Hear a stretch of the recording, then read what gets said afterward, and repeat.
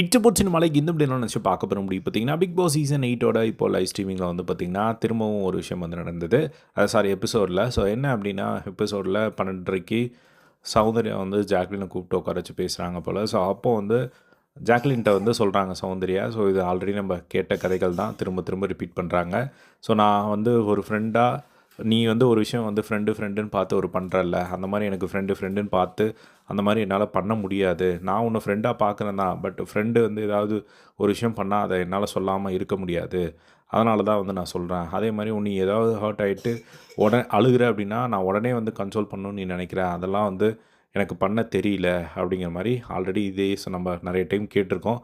அதையே வந்து ஜாக்லின்கிட்ட சொல்கிறாங்க. ஜாக்லின் வந்து அவங்க என்ன சொல்கிறாங்க அப்படின்னா, நான் உங்ககிட்ட வந்து நீ என் கூட ஃப்ரெண்டாருன்னு நான் கேட்டதே கிடையாது. உங்ககிட்ட என்ன ப்ராப்ளம்னு கேட்டாலும் நீ அதை சொல்ல மாட்டேங்கிற, ஆனால் பின்னாடி யார்கிட்டயாவது போய் நீ அதை சொல்லிக்கிட்டு இருக்க அப்படின்னு சொன்னோன்னே சௌந்தர்யாவுக்கு ஒரு மாதிரி கோவம் வந்துடுச்சு. பின்னாடின்னு சொல்லாத, தயவு செஞ்சு பின்னாடியெல்லாம் நான் போய் பேசலை.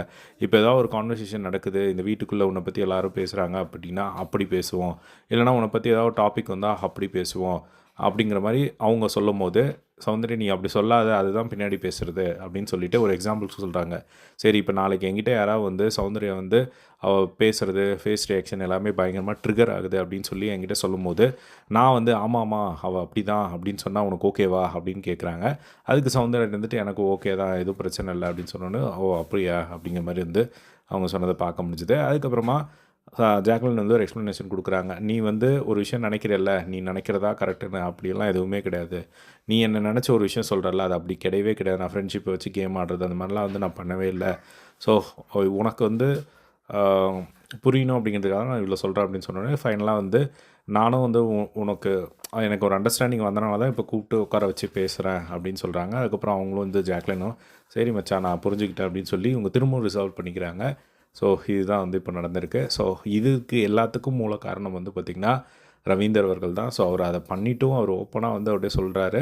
ஸோ ரவீந்தர் தான் இவங்க 2 பேரும் உட்கார வச்சு ஸ்டார்ட் பண்ணி விட்ருப்பாரு. ஸோ அவர் என்ன நினச்சார் அப்படின்னா, அவர் ஒரு விஷயம் நினச்சாராம். அதாவது உங்கள் 2 பேருக்குள்ளே இருக்கிற ஃப்ரெண்ட்ஷிப் உண்மையா இல்லையா அப்படின்னு சொல்லி நான் டெஸ்ட் பண்ணலான்னு நினச்சேன். அப்போ வந்து மாற்றி எக்ஸ்போஸ் பண்ணிக்கிறாங்க இவங்களே அப்படிங்கிறத.